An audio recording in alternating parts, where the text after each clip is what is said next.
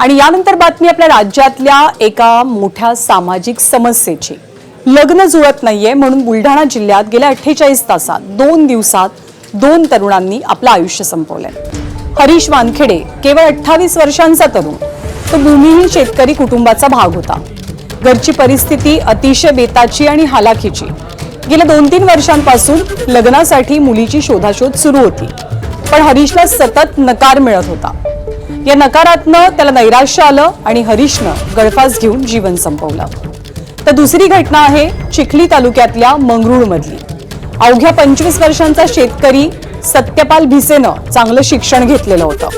त्याच्या मित्रांची लग्न झाली, परंतु त्याचं लग्न जुळत नसल्यानं सत्यपाल हा व्यसनाच्या आहारी गेला आणि अखेर गळफास घेऊन त्यानं जीवन संपवलं। पोलीस स्टेशन अंधेरा, जिल्हा बुलढाणा।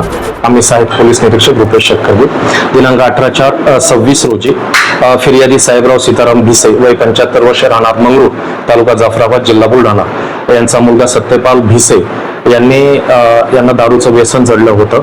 त्यांनी त्याचं लग्न होत नसल्या कारणाने त्यांनी गळफास घेतला अशी आम्हाला प्राथमिक माहिती मिळाल्यावरून पोलीस स्टेशनला मर्ग क्रमांक 15/2026 कलम 194 BNSS प्रमाणे गुन्हा दाखल केलेला आहे।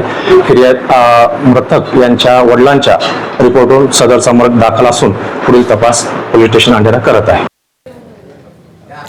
तर लग्न जुळत नसल्यानं होणाऱ्या आत्महत्यांच्या घटनांबाबत डेटा नेमकं काय सांगतो तेही आपण पाहूया।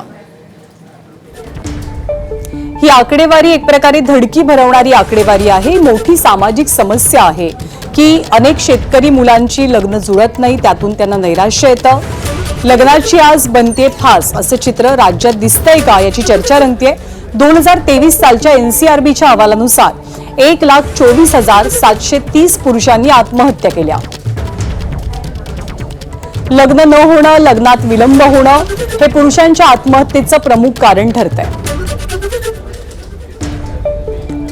लग्न न जुळणं किंवा विलंबामुळे, या 2 कारणांमुळे 2022 साली 697 पुरुषांनी आत्महत्या केली।